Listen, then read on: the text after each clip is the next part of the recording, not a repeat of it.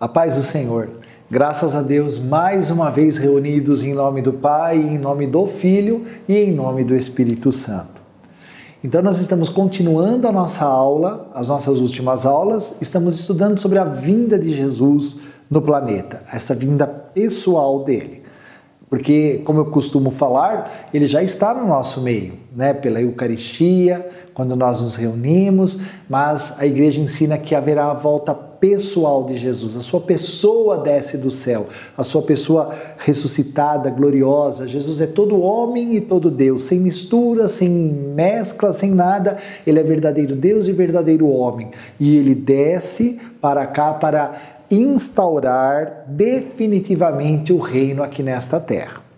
E a sua igreja, sua dileta esposa, já estamos aqui encaminhada, estamos peregrinando, anunciando o senhorio de Jesus, o quanto tudo isso é real, o quanto todos temos que nos submeter ao senhorio de Jesus, conhecê-lo e amá-lo. Bom, antes da vinda de Jesus, a igreja nos ensina, nós vamos ler na Bíblia e daqui a pouquinho vamos pegar o catecismo também. A igreja ensina que antes da vinda de Jesus, do mesmo modo que Jesus passou a sua paixão, a sua via sacra, e até chegar à ressurreição, a igreja também passará por uma grande provação. Claro, a igreja já está sendo provada. Durante todos esses 2000 anos, eu e você somos provados todos os dias, temos que dar razão da nossa fé, temos que dar frutos espirituais a Deus, Deus espera isso de nós. Mas apesar de tudo isso, haverá a grande tribulação. Já vivemos em tribulação, mas viveremos a grande tribulação. A aula de hoje, ela não é uma aula muito agradável. Porque falaremos da manifestação do anticristo. E esta manifestação do grande anticristo trará muitos problemas para nós. Mas vamos ver o que a igreja nos ensina. Você precisa saber sobre tudo isso, porque tudo isto vai acontecer e quando estiver acontecendo, nós vamos poder nos lembrar desse nosso estudo e nos refugiar na sombra do Altíssimo, nos refugiar debaixo das asas do Senhor, como os Salmos nos ensinam. Pegue a sua Bíblia, já estou com a minha aqui, em 1 João, primeira carta de São João, capítulo 2. Então, com a sua Bíblia em mãos, vamos ver o que São João, que escreve esta carta, nos deixa explicado. Então, diz assim, versículo 18. 1 João 2, versículo 18. Filhinhos, é chegada a última hora. Olha o carinho de São João, filhinhos, caríssimos, meus amados irmãos, é cheio de amor mesmo, né? Então, filhinhos, é chegada a última hora. Quer dizer, nós somos a geração, como vimos na nossa última aula, desde Jesus até nós, né, estamos na última hora. Jesus já está voltando, o tempo já está se esgotando. Então é chegada a última hora. Ouvistes dizer que o anticristo, olha na minha Bíblia, na sua tem que estar também com esse A maiúsculo. Ouvistes dizer que o anticristo deve vir. E já vieram muitos anticristos. E nesses 2000 anos de história, nós vimos o quanto anticristos vieram. O que é anti? Anti é aquilo que é contra tudo aquilo. Então, eles são contra Cristo, são anticristo. Daí reconhecemos que é chegada a última hora.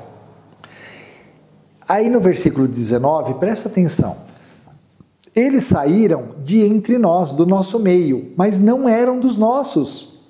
Se tivessem sido dos nossos, teriam permanecido conosco, mas era preciso que se manifestasse que nem todos eram dos nossos. Ele estava se referindo a esses anticristos com A minúsculo, né? Que já estão no mundo, e já nessa época de São João já existiam os anticristos, não o grande anticristo que viria nos últimos tempos, mas esses anticristos que já estão no meio de nós. E por que São Paulo fala? Eles saíram de entre nós. As heresias, nessa época de São João, as heresias já estavam começando. Nesta época de São João, era a heresia do gnosticismo. Lembra que nós já falamos sobre gnosticismo nas nossas aulas Lá nas primeiras aulas, o gnosticismo era uma filosofia, né, baseada numa filosofia religiosa, que hoje seria como as seitas, né, da nova era, né, como se fosse as religiões, né, do espiritismo, do hinduísmo. Então veio de tudo isso o gnosticismo, já desde aquela época. Então o gnosticismo dizia o quê? Que existia dois deuses, um Deus mau e um Deus bom. Que o Deus mau havia criado tudo que era matéria e o Deus bom tudo que era espiritual. Então, como o Deus mau criou a matéria, criou o homem também. Então nós éramos maus e estávamos irrevogavelmente destinados à destruição. Eles eram contra o casamento, porque imagina, um homem e uma mulher se unem, nascem mais, uma pessoa, né, má. Era uma confusão e é o que é ensinado até hoje, né? Aí, se o gnosticismo dizia que a matéria era má, então se dizia o quê? Que Jesus também não era verdadeiro homem, porque como que Jesus era só Deus, porque só o Deus bom criou o que era espiritual. Então não existia corpo de Cristo, não existiu encarnação, não existiu Calvário, não existiu morte na cruz, tudo virava uma aparência. Aí entrava em outra heresia que era o docetismo, quer dizer, tudo era aparência. Jesus não estava realmente na cruz, não, era como se um fantasma estivesse ali. Era como se Jesus fosse um avatar. Ele era real no céu, ele só se projetava aqui. Então você vê que confusão. Então São João aqui já está, e muitos da igreja, bispos, depois veio tanta coisa, né? Nós vimos sobre o arianismo, sobre Nestório, os nestorianos, depois tantas, né, heresias, então que saíram do meio da igreja. Ario dizia que Jesus não era Deus. Né? Então, eu estou só relembrando você do que nós já estudamos. Então, tudo isso são os anticristos, lutam contra Cristo, lutam contra a revelação que nos foi trazida. Né? Isso é muito sério, porque por isso que existe doutrina cristã, né? Existem os dogmas que são revelações de fé. Há uma aula lá nas nossas primeiras aulas que explica o que é um dogma de fé. Né? Que é algo que a igreja parou para decidir qual era a verdade do assunto, e sob as luzes do Espírito Santo nos trazem a verdade. Então aqui com São João dizendo a mesma coisa, né?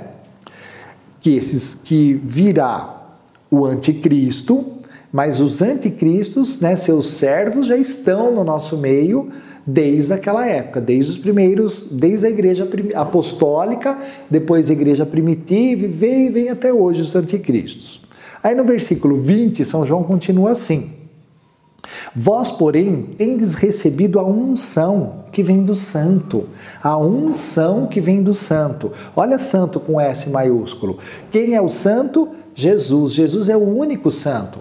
Por isso que na oração do Glória na Santa Missa, nós dizemos: só vós sois o Senhor, só vós sois o Santo, só vós sois o Altíssimo. Por quê? Porque só Jesus é santo. Todos os outros, né, que nasceram imaculados, nasceram por causa de Jesus. A Virgem Maria nasce imaculada por causa de Jesus. Ela já nasceu redimida pelos méritos de Jesus na sua morte de cruz e ressurreição. Então, essa unção que nós recebemos do santo, essa unção que veio de Jesus, é a graça santificante, é a graça que está na nossa alma, está na minha alma e na tua, que nos mostra o que é certo e o que não é. Sabe, é um mistério, é Deus agindo em nós, é o sobrenatural na nossa vida. Então vós, porém, tendes recebido a unção que vem do santo, e todos possuís a ciência. O que é essa ciência? O discernimento.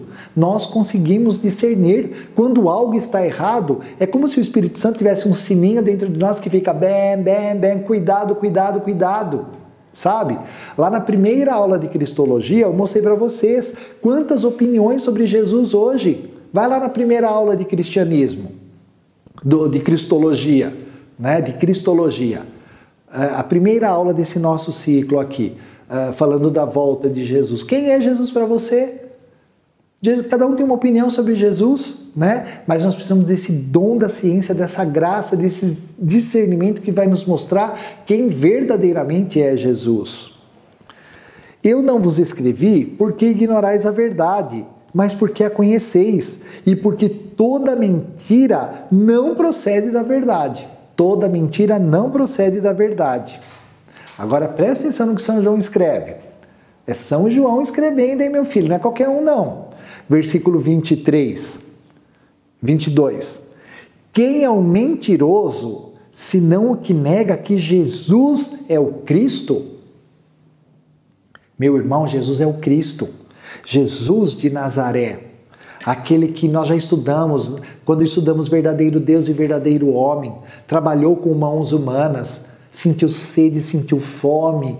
Trabalhou, andou pregando o Evangelho.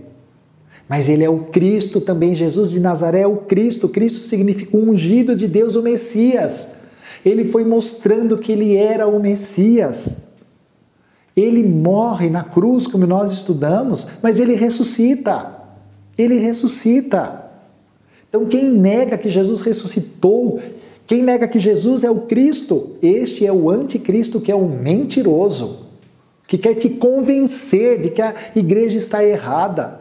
Cuidado com o que você ouve na faculdade, cuidado com o que você vê nas novelas, nos livros, nos filmes. Querem te enganar. E a Bíblia aqui, que passou pelos racionalistas do século XIX, eles dizem que a Bíblia é verídica. Vai lá, olhe isso. Aqui não é para isso, né? Nós não estamos estudando sobre Bíblia aqui, né? Não estamos estudando sobre biblicismo, mas assim, é tudo comprovado. Entendeu? É comprovado.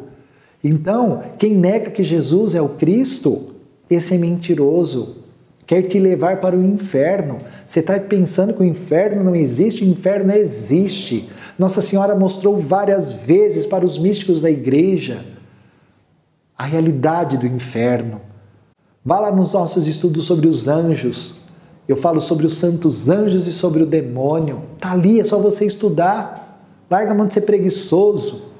Você precisa entender, porque se adora a Deus de todo o teu coração, com toda a tua alma, mas com todas as forças da tua mente também.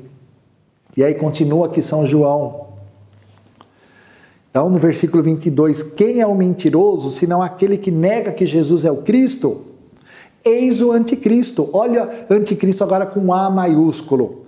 Eis o anticristo, aquele que virá para dizer que o Cristo é ele e que não é Jesus.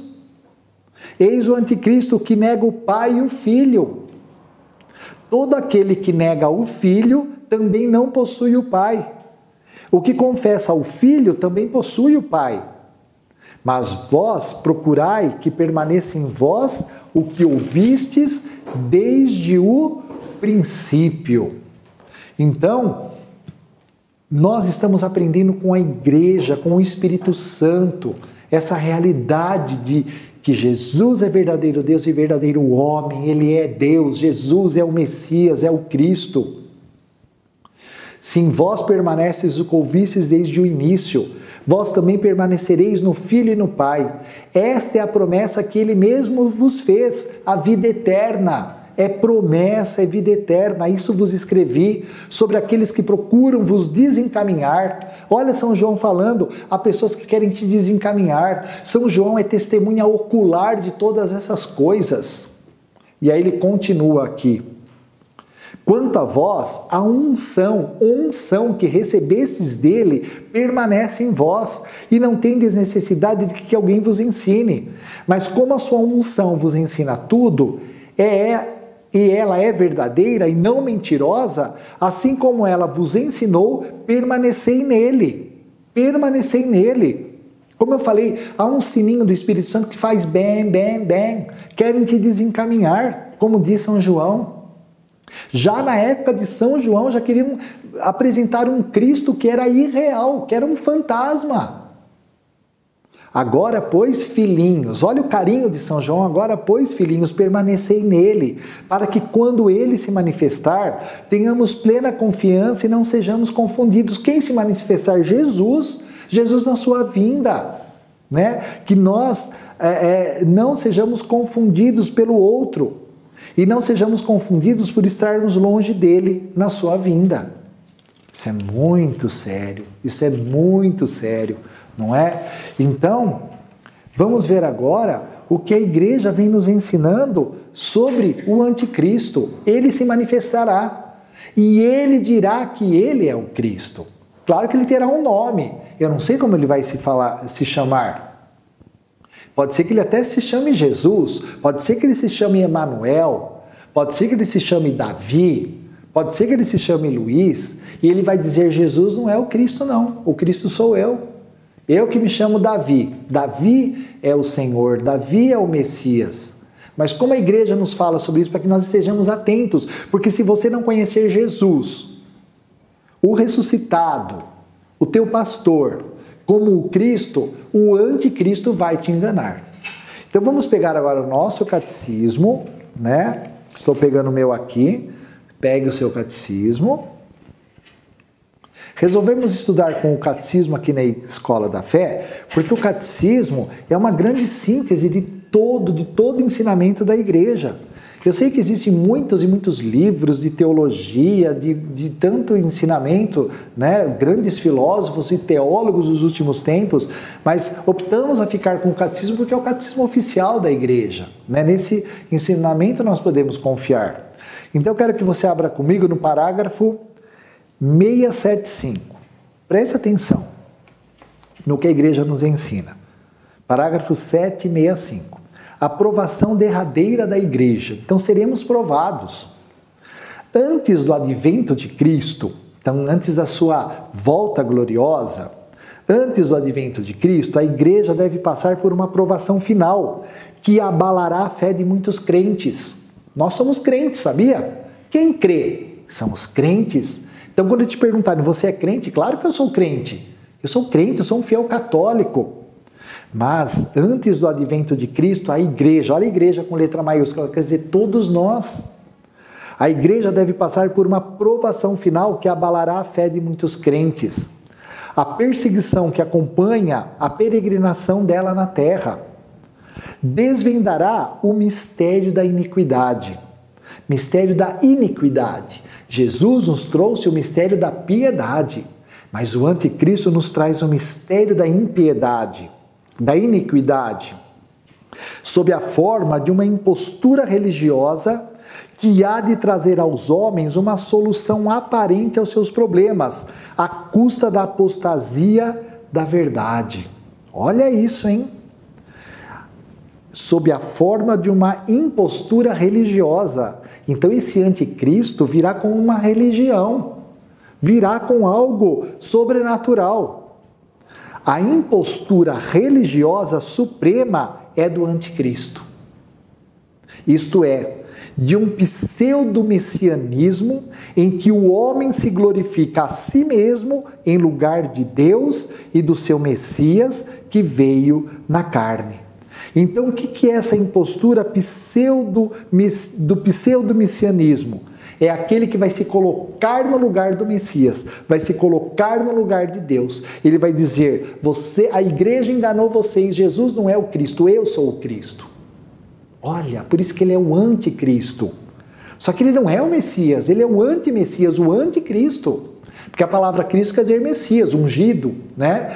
Então, essa impostura, parágrafo 676, essa impostura anticrística já se esboça no mundo toda vez que se pretende realizar na história a esperança messiânica que só pode realizar-se para além dela através do juízo escatológico, dessa volta de Jesus, né? Escatologia, esse estudo das últimas coisas. Mesmo na sua forma mitigada, a igreja rejeitou essa falsificação do reino vindouro sob o nome de milenarismo, sobretudo sob a forma política de um messianismo secularizado, intrinsecamente perverso. Quantos já passaram por aqui se dizendo profetas e messias e mataram comunidades e levaram todos ao suicídio e fizeram o que fizeram? Nós já vimos isso, gente. Quantas religiões já puseram data e dizendo para os seus fiéis, tal dia e tal hora Jesus vai voltar. O dia e a hora passou e nada aconteceu. Na virada do milênio, então, de 1999 ao ano 2000, sem falar de 2012 também, que pegaram lá o calendário azteca, maia e tudo mais, né? Deram data, nada aconteceu, porque ninguém sabe, só Jesus, o Pai e o Espírito Santo, na sua onisciência como Deus, sabem o dia que eles vão voltar. Mas antes da volta de Jesus para restaurar todas as coisas, para nos trazer ressurreição, nós vamos ter que ver isso acontecer. Algum líder religioso ou político, eu não sei quem vai se levantar, mas vai se levantar se dizendo o Cristo. Se dizendo o Cristo. Eu não sei quanto tempo nós temos ainda. 2 minutos? Já chegamos em 20 minutos? Pessoal, hoje a aula vai ter que ir um pouquinho mais prolongada, tá? Então, olha só. Parágrafo 677. A igreja só entrará na glória do reino através dessa derradeira Páscoa. Porque vai ser muito sofrido para nós ouvirmos que a igreja nos enganou, que a igreja estava errada. Porque já fazem isso, querem mostrar os erros da igreja, querem fazer tanta coisa contra a igreja, é uma luta contra a igreja, contra mim, contra você, não é mesmo? Não é?